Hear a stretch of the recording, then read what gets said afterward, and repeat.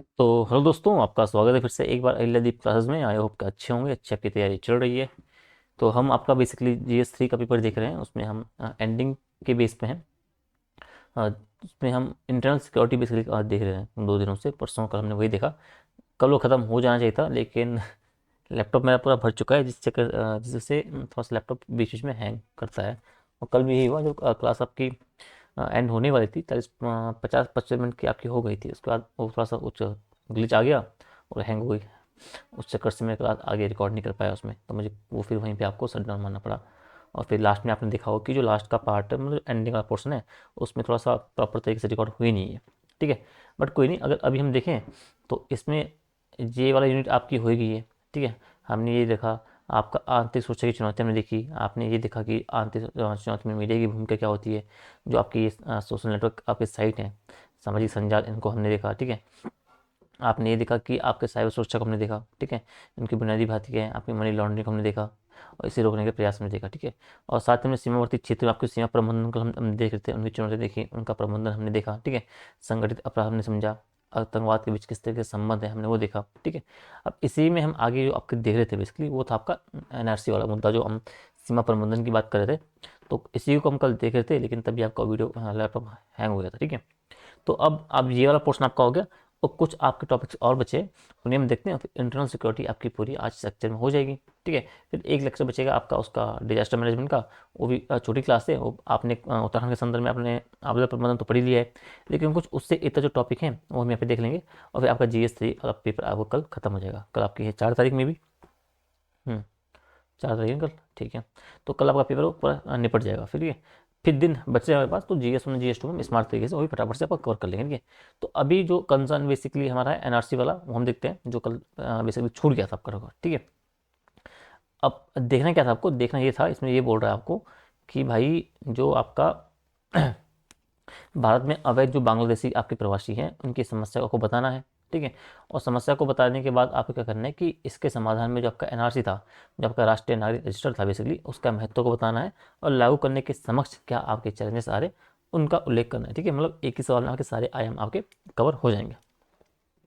तो आप जब बोलोगे कि आपका जो अवैध प्रवासी, आप बताओगे भाई कि अवैध प्रवासी होते क्या हैं बेसिकली, तो आप बोलोगे कि अवैध प्रवासी जो होते हैं बेसिकली, उनका तात्पर्य ऐसे प्रवासी लोगों से हैं जो आपके पास वैध, जिनका पासपोर्ट नहीं होगा या वैध अपने यात्रा के दस्तावेज या कागज नहीं होंगे, वो आपके अवैध प्रवासी होंगे।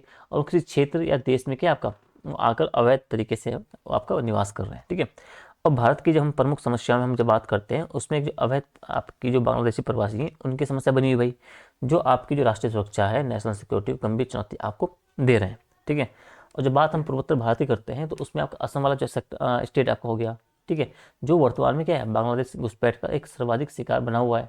ठीक है, इसमें आप क्या है, सरकार द्वारा आपका जो समस्या को जो आपको देखते हैं, तो इसका समाधान के लिए क्या करते हैं, सरकार ने आपका जो राष्ट्रीय नागरिक रजिस्टर बेसिकली था, NRC की हम बात कर रहे हैं, तो इसको लागू करने का निर्णय लिया गया था। ठीक है, और NRC आप इस तरीके से समझो, एक रजिस्टर आपका होगा, एक डेटा रजिस्टर आपका होगा, जो क्या बोलेगा, जो ये बोलेगा कि आपका जो मार्च 1971 के बाद जो असम राज्य में जो प्रवेश करने वाले नागरिक थे, उनकी पहचान करनी थी और उन्हें अवैध घोषित करना था। ठीक है, और रजिस्टर के माध्यम से क्या है, आपका जो बांग्लादेशी घुसपैठी हैं उनको वापस भेजना आपका हो गया। और राज्य में जो आपका पनप रहा असंतोष बिस्किल है, उसको शांत करने आपका हो गया। रोजगार अवसरों को पुनः सृजन आपका हो गया। आपके संसाधनों पर जो आपका एक अतिरिक्त दबाव बन रहा है, उसको कम करने में मदद मिलेगी। ठीक है, तो बेसिकली NRC को आपको इस तरह से समझना है, इसकी इंपॉर्टेंस असम में क्यों थी भाई। ठीक है, अब हालांकि आप बोलो कि जो NRC था, उसे लागू करने में इस क्षेत्र में आपको अनेक समस्याएं भी सामने आने की संभावना है। कौन सी उसमें असम की बात करें, अब वो चुनौती क्या है भाई, कौन कौन सी हैं, आप बोलोगे कि NRC आपका जो है, उसे लागू होने से आपके जो अवैध घोषित लोगों के भविष्य में संकट आपका होगा। ठीक है, उनका होगा क्या, क्योंकि लंबे टाइम से इंडिया में रहने भाई, 1971-72 की बात आप मान लो, तो कितने साल आपके हो गए, 30 साल, सीधे सीधा आप वो जोड़ो, 25 साल आप ये जोड़ो। ठीक है, आगे आप बोलोगे कि भाई जो आपके नागरिक वो हैं, उनके जो घोषित आपके जो गैर नागरिकों के मध्य आपके जो हिंसात्मक संघर्ष होने की संभावना है, जो राज्य की आंतरिक सुरक्षा के समक्ष आपको चुनौती उत्पन्न करेगा। ठीक है, तो अगर आप ऐसा करते हो, उसमें से आप उन्हें कुछ गैर नागरिक घोषित कर लोगे भाई कि अवैध हैं, तो ऐसे में वहाँ एक तनाव की स्थिति बन सकती है। जो आपके नागरिक होंगे और जो आपके अवैध ऐसे घोषित गैर नागरिक होंगे, उनके बीच आपके एक हिंसात्मक संघर्ष होने की आपकी संभावना रहती है। आप बोलोगे कि राज्य में NRC लागू होने से क्या होगा, कि नागरिक बेसिकली हैं, तो नागरिकों के आपके जो मानवाधिकार हैं उनका बेसिकली आप हवाला दोगे कि आपका जो उनका मानवाधिकार के जो आपका मानवाधिकार है उन पे आपका खतरा बनेगा। ठीक है, इसमें कुछ चीज़ रहती नहीं की है। ठीक है, शायद नीचे होगा मे बी, नहीं एक मिनट। ठीक है, इतना रखो आप। ठीक है, इन 2-3 बिंदुओं का आप उल्लेख करोगे किसके संबंध में, अगर उनके चैलेंजेस के लेके बात आती है। ठीक है, इतना हो गया। तो एनआरसी के बारे में हमको ये बेसिक बातें थोड़ा सा आपको जान लेनी है, असम में किस तरीके से आपको ये चीज़ें इम्पैक्ट डाल रही है, वहाँ के जो अवैध प्रवासी बेसिकली हैं, और क्या क्या इसके चैलेंजेस आपको है। बाकी इसमें डीप में पढ़ना जो बाकी वो आपका अलग एक कंसर्न है, उतना आपका टाइम है नहीं। जब हम नेक्स्ट अटैम्प्ट के लिए जो नेक्स्ट बैच के लिए हम देखेंगे 26 वाले, तो हम चीज़ों को देखेंगे जीएस का। हम उस टाइम हम क्या करेंगे कि अभी तो हमने शुरू किया था इन 5 पेपर से शुरू किया भाई, हमने उत्तराखंड से शुरू किया आपका, उत्तराखंड 2 से शुरू किया आपका, जो हिंदी आपका हो गया इनसे शुरू किया। अब जब हम अगर 26 वाला बैच हम शुरू करते हैं, अगर अगर की बात कर रहा हूँ मैं, तो उसमें हम ये करेंगे कि आपके जीएस के आपके जो 14-15 सब्जेक्ट है ना, तो उन्हें हम शुरू करेंगे भाई, उन्हें हम पढ़ेंगे डीप में। आपका जनवरी से लेके फरवरी मार्च पहले मैं शुरू हम कोशिश ये करेंगे कि जो मैं सोच आपका जो प्लान बेसिकली मैं सोच रहा था कि अगर 26 का हम बैच शुरू करते हैं, अगर बच्चों का से रिस्पॉन्स आता है, थोड़ा सा सपोर्टिव रिस्पॉन्स आता है सभी तरीके से, तो 26 का जो बैच हम शुरू करेंगे तो इसमें मेन प्री आपका है जुलाई में। ठीक है, तो आपके पास जनवरी है, फरवरी है, मार्च है, अप्रैल है, मई है, जून है और जुलाई है। ठीक है, तो शुरू के जो 4 ये मंथ है ना, ये मंथ है जो, ये बहुत इंपॉर्टेंट है आपके लिए। इस पे हम ये करेंगे, आपका एक कोर्स आपका लॉन्च करूँगा, लॉन्च का मतलब एक सीरीज हमारी चलेगी, उसमें आपकी चलेगी mains ready by April, MRBA चलेगा। ठीक है, MRBA। तो इस पे ये प्रयास रहेगा कि आपका जीएस का जो पोर्शन मैक्सिमम है, ठीक है, वो मैं उसमें कवर करवा दूँ भाई, 70 से 75% का जीएस है, उन 3-4 महीने में आपका पूरा करवा दूँ, अलॉन्ग विद जो आपके उत्तराखंड पेपर तो हो ही गए हैं। ठीक है, इनको भी हम डिटेल में हो तो उस तरीके से देखेंगे। ठीक है, ताकि हमारा जो एक मैक्सिमम जो पार्ट है मेंस का वो आपका कवर हो जाए। ठीक है, इनके आपके सब हम पढ़ लेंगे, इनके नोट्स हम बना लेंगे।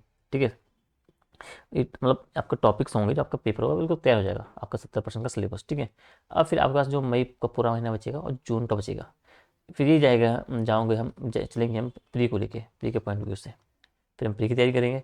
फिर जुलाई में आपका फ्री होगा, फिर उसका आपको मतलब 80-90 दिन का आपका टाइम मिलेगा। अगस्त का हो गया, सितंबर का हो गया, और अक्टूबर तक मान लो आप, अक्टूबर लास्ट में, नवंबर स्टार्ट में आपका मेंस होगा। ठीक है, तो ये आपका जो ड्यूरेशन आपकी होगी जुलाई के बाद का, और मेन से पहले की आपका जो ये मान लो आपकी 2.5 महीने का, आप मान लो 2.5 महीने का आपको टाइम मिलेगा बेसिकली। तो 70-75 का जो आपका दिन मिलेंगे, उसमें जो आपका ये 30% का सिलेबस बचा है ना, ये आपका निपट जाएगा, और आंसर राइटिंग और मॉक हम फिर इसमें चलेंगे। तब फिर आपकी जो एक तैयारी होगी वो बहुत अच्छे लेवल की हो जाएगी। तो वो हम देखेंगे वहाँ, तो हम देखेंगे आपका जीएस का जो जितने भी सब्जेक्ट आपके हैं मेंस के, जीएस में आपको कम से कम 14 से 15 सब्जेक्ट आपको पढ़ने पड़ते हैं मेंस में। ठीक है, तो हम कंप्लीट हम लेके चलेंगे फ्री ऑफ कॉस्ट। ठीक है, तो बात की बात है, अभी जो पार्ट बचा वो देखते हैं। ठीक है, तो अभी आप ये देखो कि भाई ये तो आपके टॉपिक हो गए, अब कुछ अलग आपकी बाकी चीज़ें देखो। आप इसमें क्या देखना आपको कि आंतरिक सुरक्षा और बाह्य सुरक्षा की बात करा भाई, तो आंतरिक सुरक्षा की बात करें तो उसमें आपको क्या डालना है, उसमें आप बोलोगे कि भाई जो देश की सीमाओं के अंदर की आपकी सुरक्षा होगी। ठीक है, जो आपके अपने अधिकार क्षेत्र में आपके कानून आपके होंगे, शांति आपकी होगी, देश की संप्रभुता होगी, ये आपके जो बनाए रखने वाली चीज़ें हैं, ये मूल रूप से आपके आंतरिक सुरक्षा की बात है। आएगा आपका ये गृह मंत्रालय के अंदर आंतरिक सुरक्षा। ठीक है, आपकी पुलिस हो गई, आपकी जो केंद्रीय सुरक्षा बल हो गए, ये सब इसी के पार्ट हैं। और जब हम बात करते हैं बाह्य सुरक्षा की, उसमें आपके जो विदेशी देशों के आक्रमण हो गए, उनसे सुरक्षा से संबंधित आपकी चीज़ें वो आपकी बाह्य सुरक्षा में आ जाएगी। वो आपका आ गया रक्षा मंत्रालय के अंतर्गत। ठीक है, उसमें आपको सेना की जो भूमिका है वो आपकी आर्मी आपकी हो गई, चाहे आपकी एयर की हो गई, चाहे हम नेवी की बात करें, चाहे हम उसकी थल सेना की बात करें। ठीक है, अब आप खतरों का अगर वर्गीकरण देखो, ठीक है, अर्थशास्त्र के संदर्भ में, इसमें आंतरिक सुरक्षा के संदर्भ में, तो यहाँ पे आप कौटिल्य का आप उल्लेख कर सकते हो कि उन्होंने अर्थशास्त्र में क्या किया कि एक राज्य को क्या है, उनके अनुसार जो है एक राज्य को कम से कम 4 प्रकार के खतरे हैं उनका सामना करना पड़ता है। उनके पास आंतरिक खतरे होते हैं, उनके पास बाह्य खतरे होते हैं, कुछ खतरे होते हैं जिन्हें आंतरिक सहायता प्राप्त आपके होते हैं। ठीक है, कि भाई, और कुछ होंगे बाह्य सहायता प्राप्त आंतरिक खतरे, यानी कि ये बोलोगे आपकी आंतरिक सहायता प्राप्त जो बाह्य खतरे आपके होंगे, और जो ऐसे होंगे जो आपके बाह्य सहायता से प्राप्त आपके आंतरिक खतरे होंगे। तो ये 4 प्रकार का विभाजन कौटिल्य के अनुसार जो बेसिकली, अगर आपका जनरल आपका सवाल आ जाए आंतरिक सुरक्षा प्रकार इन संबंध में, तो आप वहाँ पे इन कौटिल्य के अर्थशास्त्र का आप उल्लेख कर सकते हो कि उन्होंने कितने टाइप्स ऑफ जो आपके खतरे हैं उनका उपमत बताया है। ठीक है, तो ये आपको थोड़ा सा देखते रहना है। अब ये आपको बोलना है कि आंतरिक सुरक्षा के अवयव कौन से होते हैं भाई, कौन कौन से आपके मुख्य अवयव हैं।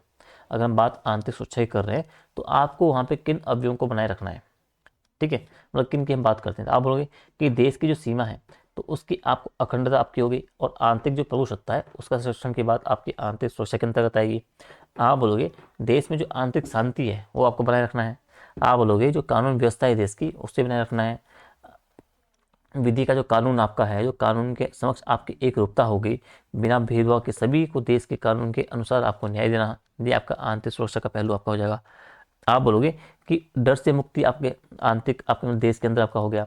आपके संविधान में क्या है, व्यक्ति को जो दी गई स्वतंत्रता है उसका संरक्षण की बात होगी, शांतिपूर्ण और जो सह अस्तित्व की बात होगी, और जो सांप्रदायिक सद्भाव है।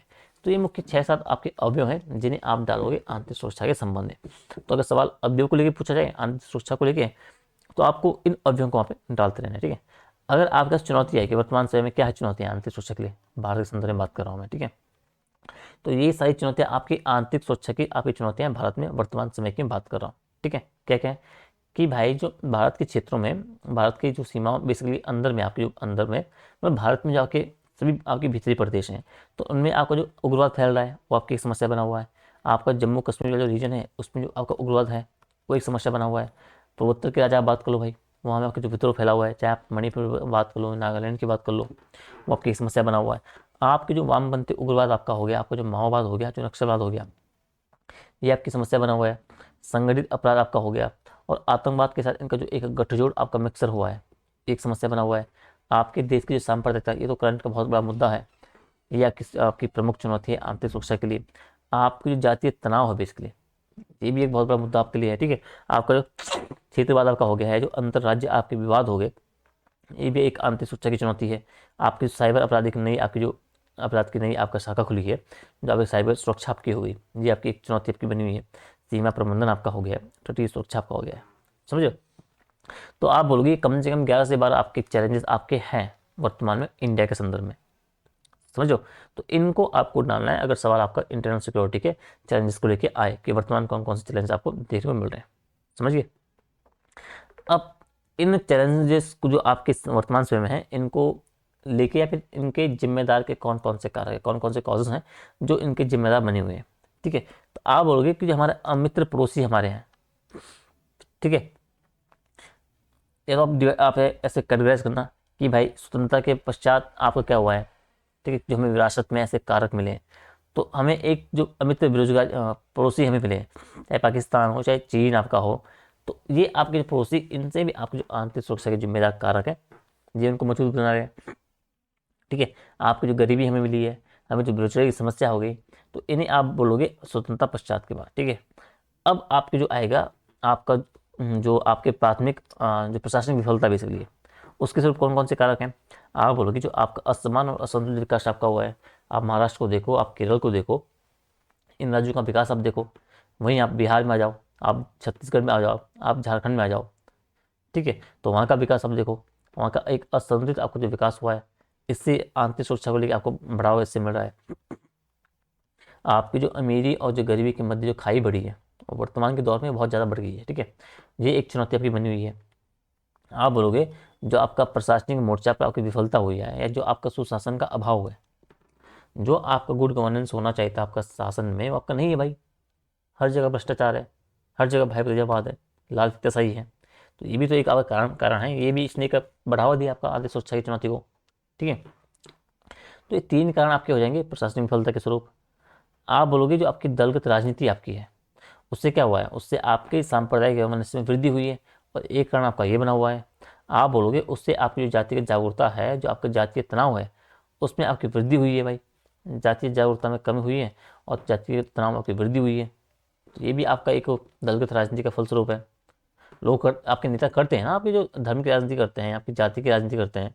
बिहार में चले जाओ, वहाँ चुनाव होने वाला है, तो वहाँ तो बिहार पे वोट इसी नाम पे पड़ता है कि आप किस जाति से उठे हो, किस जाति का है, समझो। तो ये बहुत ही कंसर्न वाले मुद्दे हैं अभी इंटरनल सिक्योरिटी को लेके। आप बोलोगे जो सांप्रदायिक आपकी हो गई, जो आपकी जाति आपकी हो गई, जो भाषा ही आपकी हो गई, जो अन्य आपके जो विभाजनकारी आपके मापदंड हैं, उन पे जो आधारित आपके विवादास्पद आपकी जो राजनीति है, वहाँ का उदय हुआ है भाई। साउथ में चल जाओ, वहाँ पे आपकी भाषा ही आपकी राजनीति होती है, समझ गए। कठिन भूभाग वाली आपकी जो खुली सीमाएं हैं भाई, उनकी चाहे सियाचिन की बात हो, ठीक है। तो ऐसे कुछ जो भूभाग आपके हैं, जिनकी आपकी जो कठिन भूभाग वाली जो आपकी सीमाएं हैं, ओपन सीमाएं हैं, तो वो भी आपकी जो इंटरनल सिक्योरिटी उसके चैलेंज के लिए आपकी समस्या आपकी बनी हुई है। आप बोलोगे जो कमजोर आपराधिक आपकी न्याय व्यवस्था है, ठीक है, भ्रष्टाचार के कारण क्या हो रहा है, अपराधी आपके हो गए, पुलिस आपके हो गए, और जो राजनेता हो गए, इनके मध्य अभी वर्तमान में भी आप लंबे समय से आपको देखते हो कि साठगांठ आपको देखने को मिल रही है, जिस कारण क्या है, जो आपके संगठित अपराध हैं बेसिकली, उनको बेरोक टोक होना भी आपका एक हुआ है, ठीक है। तो बिहार का एक नेता अनंत सिंह है, विधायक है, तो 3-4 दिन पहले की बातें में भी उन पर मर्डर का आरोप लगा है। तो उनकी गिरफ्तारी कल हो रही है, कल रात को मैं न्यूज़ देख रहा था। तो कहने का मतलब है आपकी जो अब गठजोड़ है ही ना, जब उन पे आरोप वगैरह, तो ना कोई जांच वगैरह मतलब प्रॉपर तरीके से ऐसा कुछ मतलब मिला नहीं जो रिस्पॉन्स होना चाहिए था। और बिहार और यूपी जैसे राज्यों में तो ये बहुत चरम सीमा पे हैं जो गठजोड़ बेसिकली है, ठीक है। तो मैं बदनाम मतलब ऐसे बुराई नहीं कर रहा हूँ, लेकिन जो जनरल बात मैं आपको बता रहा हूँ, ठीक है, मेरे किसी भी राज्य से ऐसे द्वेष नहीं है। तो अभी आप ये देखो कि आंतरिक सुरक्षा को मजबूत करने के आपके तरीके क्या हैं। आपने बता दिए भाई, कारण बता दिए, चुनौतियाँ बता दी, ठीक है। तो आप बोलोगे कि आंतरिक सुरक्षा के सिद्धांत क्या होने चाहिए, यानी किस तरीके से आप जो है इंटरनल सिक्योरिटी को आप मजबूत कर सकते हो, उसे आप स्ट्रॉन्ग कर सकते हो। आप बोलोगे एक राजनीतिक तरीके से, राजनीतिक इच्छा शक्ति आपकी होनी चाहिए। अगर नेता आपके लोग हो गए, अगर राजनीतिक आपके सुधार आपके हो गए, वो सारे आपको राजनीतिक स्तर पर रखने। आपको सामाजिक विकास करोगे, अगर आर्थिक विकास करोगे, तो उससे भी आपको इंटरनल सिक्योरिटी पर सपोर्ट मिलेगा। आप अगर प्रशासनिक लेवल पे आप सुधार करोगे, उससे एक सपोर्ट मिलेगा। आपकी जो पुलिस आपकी होगी, जो आपका केंद्रीय सशस्त्र पुलिस बल हो गया, इसके माध्यम से आप सुधार करोगे, ठीक है। इसमें आप चाहे नवाचार लाओ, चाहे मजबूती प्रदान करो, चाहे उन्हें शक्तियाँ दो, जो कुछ भी है सब इसके अंतर्गत आ जाएगा। आप जो हमारा इंटेलिजेंस है, जो हमारी आसूचना है, उसके माध्यम से एक प्रमुख सिद्धांत आपका बना हुआ है मजबूत करने के लिए। इसमें भी सब कुछ है भाई। इन्हें नवाचार दो, इसे मजबूत बनाओ, इन्हें आप एडवांस बनाओ, ठीक है। रियल टाइम अपडेशन आपका हो गया, सब चीज़ों को आप इसके अंतर्गत रखोगे। आपका जो केंद्र राज्यों का समन्वय की बात करोगे भाई, अगर केंद्र राज्यों के मध्य एक अच्छी अंडरस्टैंडिंग होगी, तो आप भी इंटरनल सिक्योरिटी को आप कम करने आप भूमिका निभाओगे। आपका जो एक बेटर सीमा प्रबंधन है, आपका जो बॉर्डर मैनेजमेंट है, वो आपकी उसकी बात होगी। और जो करंट का आपका साइबर सुरक्षा है, इसको लेके आपको चलना होगा। तो ये आपके 7-8 आपके सिद्धांत बेसिकली आप बोल सकते हो, जिनके माध्यम से आपको जो आंतरिक सुरक्षा वाला टॉपिक है, या जो हमें चिंता वाली जो आंतरिक सुरक्षा है, उससे आप मजबूत करने का काम कर सकते हो। समझ गए, ठीक है। अब ये तो हो गया आंतरिक सुरक्षा को मजबूत करने वाली बात। अगर आपकी आए कि आज भारत की भाई सुरक्षा है बेसिकली, उसकी क्या चुनौतियाँ भाई, तो आपके पड़ोसी देशों से चुनौतियाँ मिल रही है, भारत से चुनौती मिल, पाकिस्तान से चैलेंजेस हैं, आपको चीन से चुनौतियाँ मिल रही है, आपकी जो समुद्री सुरक्षा की बात हो गई है, आपका जो साइबर स्पेस का खतरा बना हुआ है वो हो गया, आपको जो मध्य पूर्व की घटनाएं आपकी हो गई, ठीक है, आपका जो अंतरिक्ष का सैन्यकरण हो रहा है भाई, आपके जो दुर्लभ संसाधन बेसिकली हैं, जैसे ऊर्जा आपकी हो गई है, और जो सामरिक खनिज हो गए, तो उनके लिए जो प्रतिस्पर्धा का आपका जो वो गहरा रही है चीज़ें, तो ये आपके जो भारत की बाह्य सुरक्षा को भी एक चैलेंजेस आपको देते हैं, तो इनका आपको थोड़ा सा ध्यान रखना है, ठीक है। ठीक है। अब अगला एक सेगमेंट जो चीज़ें रह गई थी, आतंकवाद, थोड़ा सा और खुल के से देख लेते हैं, क्या बात, थोड़ा कुछ अलग आयाम से आपका सवाल बन जाए, तो वहाँ से आप टैकल कर सको उसे। ऐसी स्थिति में आप रहो, इस चक्कर से हम इस टॉपिक को थोड़ा देख लेते हैं। अब इसमें ये बोल रहा है कि जो आतंकवाद आपका है, ठीक है, तो इसके संबंध में बेसिकली संदर्भ में जो आपका विदेशी राज्य आपके होंगे, और जो आपके गैर राज्यकर्ता जो होंगे, उनकी भूमिका क्या होगी। तो आतंकवाद आप बोलोगे भाई कि आतंकवाद क्या है, कि भाई आतंकवाद को आप राजनीतिक आपका हो गया, धार्मिक आपका होगा, मैंने ऊपर भी देखा है, ठीक है। आप राजनीतिक धार्मिक आपका जो वैचारिक प्रयोजन है बेसिकली, उनके लिए अगर आपको क्या है, अगर जबरदस्ती साधन के रूप में अगर आप हिंसा का एक योजनाबद्ध और संगठित और एक सुव्यवस्थित प्रयोग करते हो, तो उसके रूप में इसे क्या है बेसिकली परिभाषित किया जा सकता है, ठीक है। तो आतंकवाद को आप इस तरह से आप दे सकते हो भाई, ठीक है।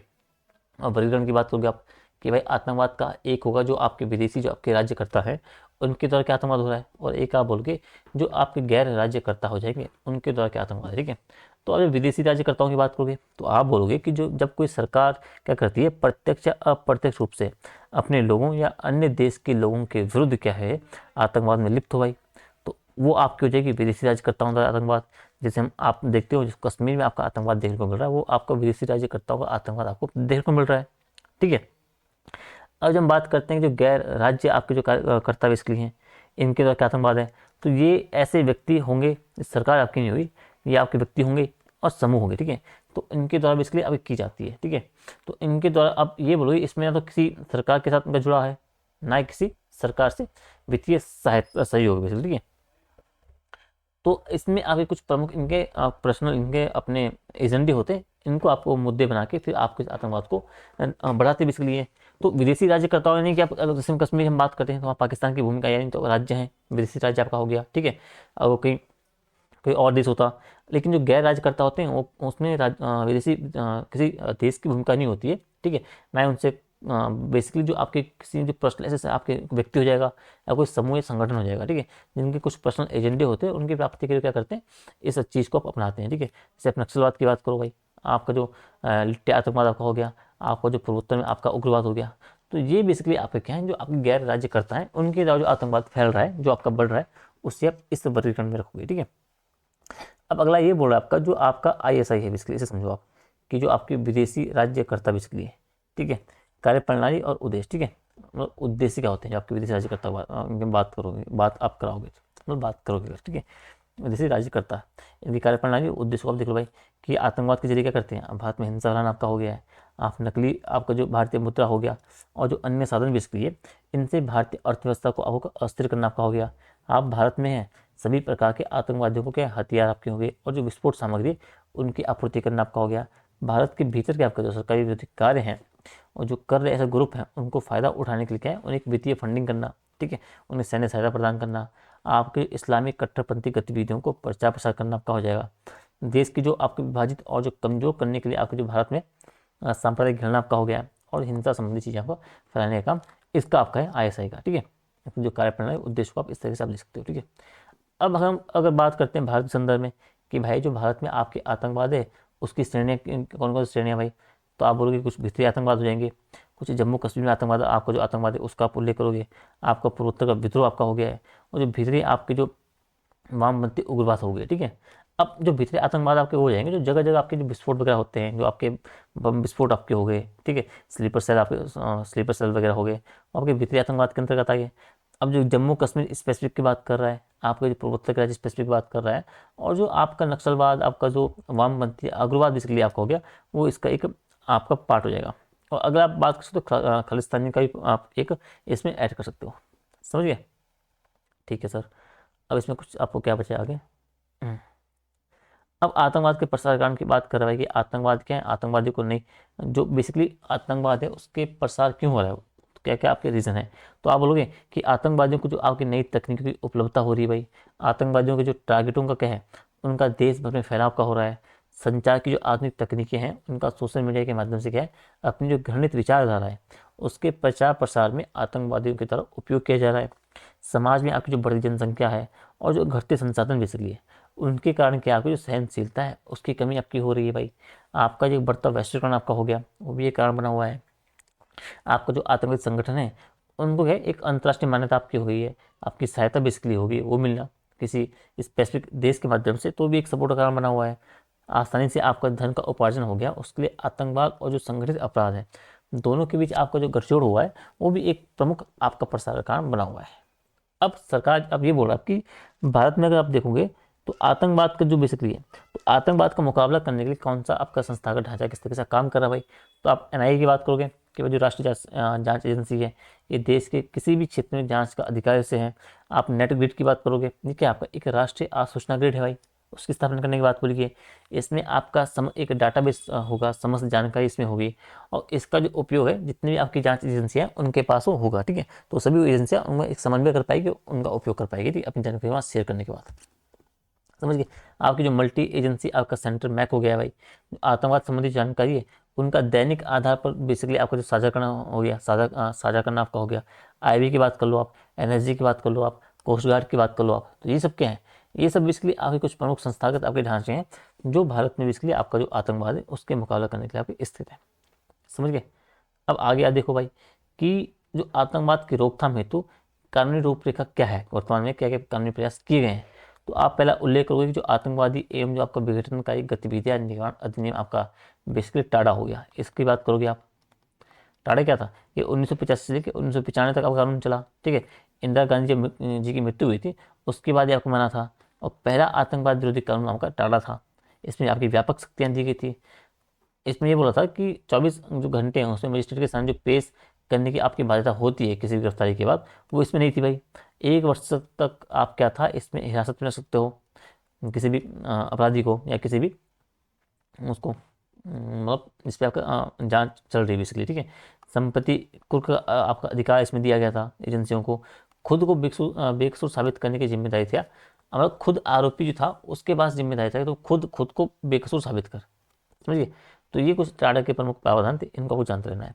अगला बोलोगे कि आतंकवाद विरोधी अधिनियम 2002 जो आपका पोटा अधिनियम था, उसकी याद करोगे, ठीक है। जब संसद पर आपका हमला हुआ था उसके बाद से आपका ये कानून बना था भाई, ठीक है। आपका 2002 से 2004 तक आपका रहा। और 180 दिनों तक क्या है इसमें हिरासत में रखने का अधिकार था। उसमें था 1 साल का, इसमें बोला गया कि आप 180 डेज तक हिरासत में रख सकते हो अपराधी को। पुलिस के सामने क्या है, अपराध की स्वीकृति माने थे, यानी कि अगर अपराधी ने पुलिस के सामने अपने अपराध को स्वीकृत कर लिया, मान लिया, तो उसे भी जो आपकी स्वीकृति थी उसे मान्यता दी गई थी, ठीक है। वर्तमान में ऐसा नहीं है, आपको कोर्ट में आपको इसे आपको जाहिर करना पड़ता है, ठीक है। आप बोलोगे जो गैर कानूनी गतिविधियां, आपका निवारण संशोधन अधिनियम आपका हो गया, यूपी आपका हो गया है, 1967 कानून बेसिकली है। तो आतंकवादी जो कार्य की परिभाषा इसी में दी गई है। देश की आर्थिक सुरक्षा को खतरा पैदा करने वाले जो आपके बेसिकली तस्करी, हत्या, इन संबंधी जो चीज़ें हैं वो इसमें आपको देखने को मिल रही है। जो आपकी आतंकवादी गतिविधियाँ हैं उनके धन एकत्रित करना हो गया, जो आपकी नकली मुद्रा तैयार करना हो गया। तो बेसिकली आपको फेक करेंसी आपका हो गया, आपकी हथियारों संबंधी आपकी गतिविधियाँ आपकी हो गई है, जो भी बेसिक चीज़ें वो इन खतरों संबंधी आपको ये आपके जो एपीए कानून आपके इसमें अंतर्गत रखा गया है, ठीक है। एनआईए अधिनियम जो 8 की बात करोगे आप, ठीक है। ये क्या है, ये आपका समवर्ती अधिकार क्षेत्र की बात करता है। देश की अखंडता और एकता को खतरे में डालने पर आपको बम विस्फोट आपका हो गया, आपका बम हो गया, विस्फोट हो गया, हवाई जहाज, समुद्री जहाज अपहरण की बात हो गई, आपका आतंकवादी हमले की बात कर लो, फेक मुद्रा की बात कर लो, मानव तस्करी की बात कर लो, ठीक है, मादक पदार्थ आपका हो गया, मतलब इसकी अधिकारिता बहुत ज़्यादा है, ठीक है। तो इन सब चीज़ों को इसमें एनआईए में अधिनियम जो आपका 8 का है इसके अंतर्गत रखा गया है। तो ये क्या है, ये बेसिकली आप ये बोलोगे कि भारत में जो कानूनी प्रयास क्या क्या किएंगे उसमें आपदा के आतंकवाद के संदर्भ में, ठीक है। अब आप सोच ये देखो कि आतंकवाद और नक्सलवाद में अंतर क्या होता है, ठीक है।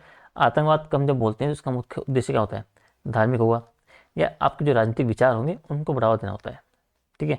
साथ ही आप बोलोगे कि अक्सर या विदेशी आपका समर्थन प्राप्त होता है, ठीक है।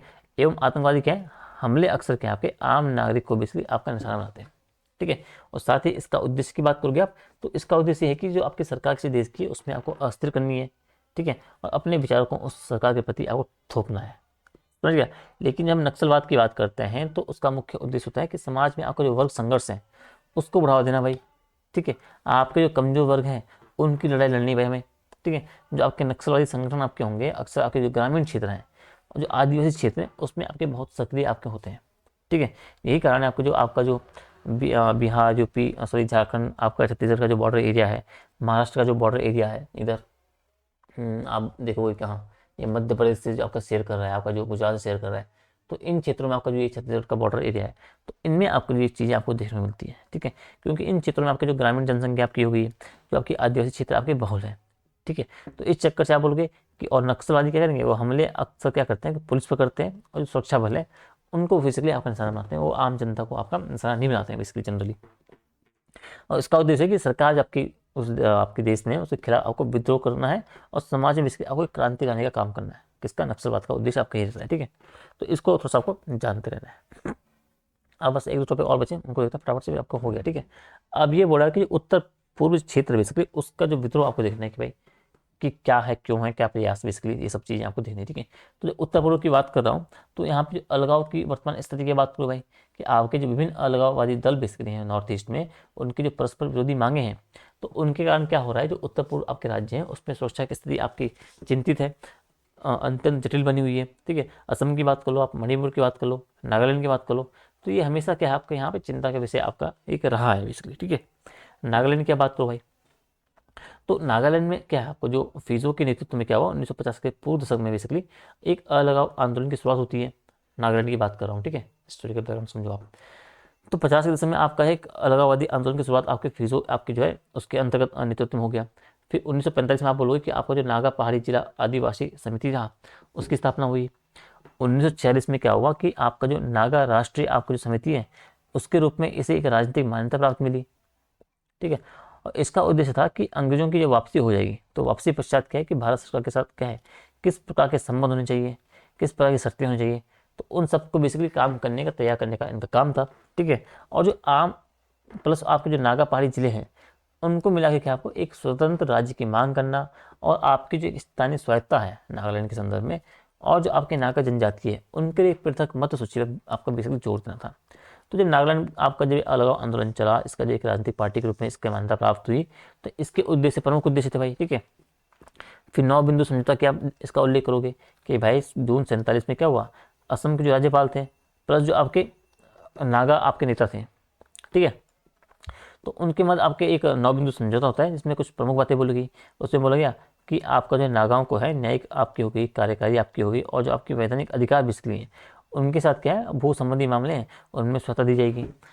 10 सालों के लिए क्या है आपका, मतलब 10 सालों के दिया गया, और फिर इसका विश्लेषण होगा और फिर उसे आगे बढ़ाया जाएगा।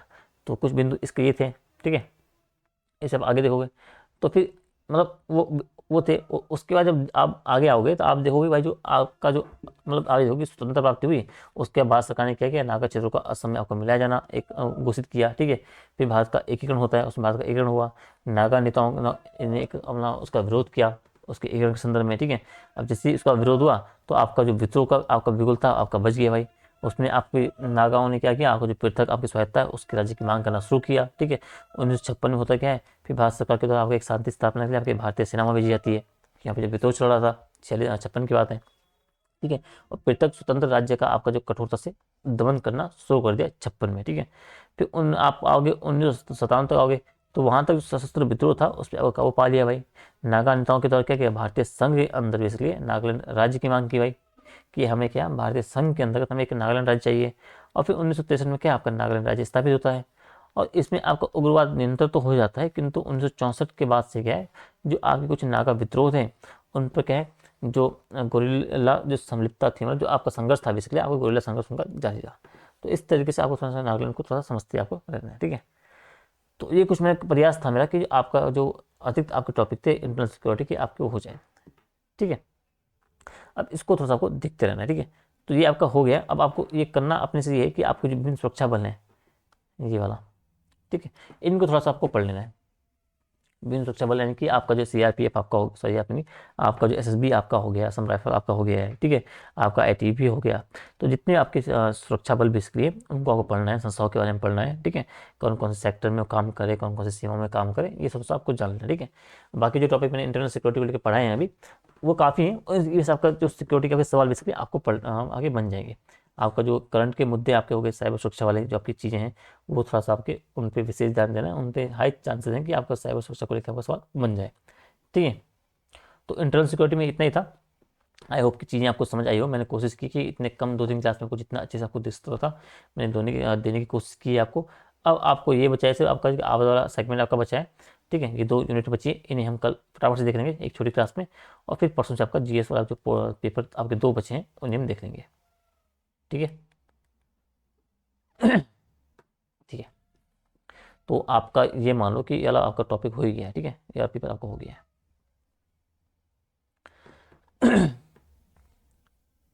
ठीक है, अब सीधा ऊपर आप पेपर वन पे आ पाओ जी सुन, ठीक है। इसे हम देखें भाई, इसे हम सीधा कल्चर का पार्ट शुरू करेंगे। पहले पहले हम कल्चर का पार्ट देखेंगे जो इंपॉर्टेंट है, ठीक है। फिर हम समाज देखेंगे, यहाँ से विशेषता आपकी होगी, फिर आपका ये देखेंगे आपको मंडलीकरण का प्रभाव, इनसे आपका सवाल बनता है, ठीक है। आपके संसाधन वाला आपको जो वितरण आपका हो गया, इनसे आपका सवाल बनता है, ठीक है। तो फटाफट से हम इन्हें देखेंगे और कोशिश करूँगा कि ये भी आपका फटाफट से 5-6 क्लास में आपका पूरा निपट जाए, ठीक है। तो आई होप कि आपको वीडियो पसंद आ रही है, आपको कंटेंट फ़ायदा आपको दे रहा है, आपको एक तैयारी आपकी एक अच्छी स्तर की हो रही है, ठीक है। बाकी कोई भी डाउट वगैरह होता है तो आप कमेंट में पूछ लिया करो, टेलीग्राम ग्रुप में आप अपने सवाल पूछ सकते हो, ठीक है। बाकी मिलते हैं शाम को, उत्तराखंड पेपर लास्ट क्लास आपकी है उसकी शिक्षा की, फिर आपका स्वास्थ्य बचेगा टॉपिक, वो कल हम निपटा देंगे, कल या परसों 2 दिन उसमें लगेंगे, ठीक है। तब तक के लिए tata bye bye, take care.